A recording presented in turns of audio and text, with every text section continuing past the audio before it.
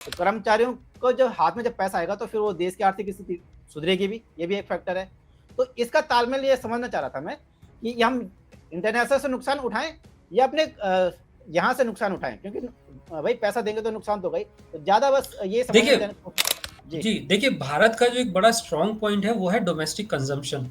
और हुँ, डोमेस्टिक अगर अभी के सिनेरियो आप देखें पिछले 1-2 साल में, तो भारत ने डोमेस्टिक कंजम्पशन की वजह से अपनी इकोनॉमी को काफ़ी स्टैंड किया है।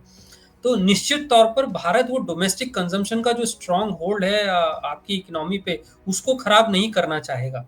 तो इंटरनेशनल रेटिंग अगर थोड़ी खराब होती भी है, तो वो उसमें मुझे नहीं लगता कि भारत जो सरकार है उसको कोई दिक्कत होगी। लेकिन हाँ, एम्प्लॉयज के हाथ में अगर ज्यादा पैसा आता है और डोमेस्टिक कंजम्पशन बढ़ता है, तो उसमें आपकी इकोनॉमी को बूस्ट मिलेगा। और हम जिस सिनेरियो से गुजर रहे हैं उसमें हम डोमेस्टिक कंजम्पशन को हिट नहीं करना चाहेंगे।